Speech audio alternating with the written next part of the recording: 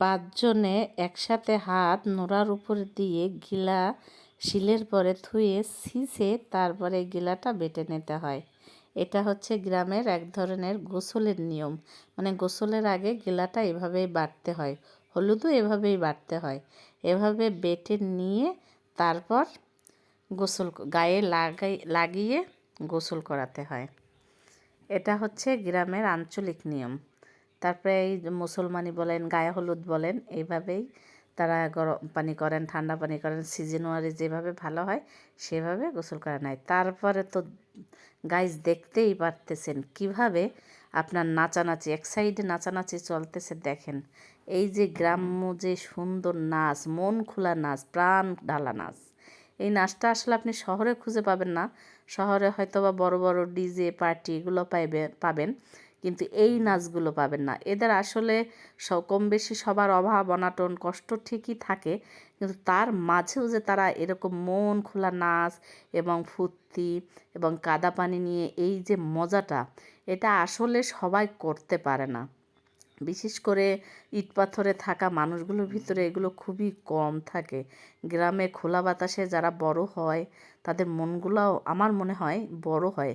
নাহলে এরকম করে তারা অন্যের আনন্দ দেয়, নিজেরা আনন্দ পায়। আপনি দেখেন গাইস কি সুন্দরভাবে তারা দেখেন নাচতে আছে। এছাড়াও দেখেন কি পরিমাণ মানুষ আইছে। আপনি মনে করেন এরা শুধুমাত্র এই মানে আনন্দটা করার জন্য শুধু মানুষ চলে আসে, কোনো খাবারের লোভে না, কোনো খাবারের চিন্তায় না, শুধু এই যে আনন্দটা করবে সেই জন্য। এই যে গোসল করানোর পরে তারপরে আপনাকে কী করবে জানেন, প্রত্যেকের হাতে একটা মিষ্টি দিয়ে যাবে। এই পরিমাণ খাওয়ার অপশন এইটুকুই, শুধু ওই একটা করে মিষ্টি, ওই একটা মিষ্টিতেই তারা মহা শান্তি। আর এক শিলা পান, তারা এই মিষ্টি খেয়ে একটু পানি খেয়ে পান খাবে, আর আপনার অপ্রান্ত মন ঢালা দোয়া দিয়ে যাবে, ভালোবাসা দিয়ে যাবে, আনন্দ দিয়ে যাবে এবং নিজেরা আনন্দ উপভোগ করে যাবে। আর দেখেন কিভাবে তারা নেচে যাচ্ছে।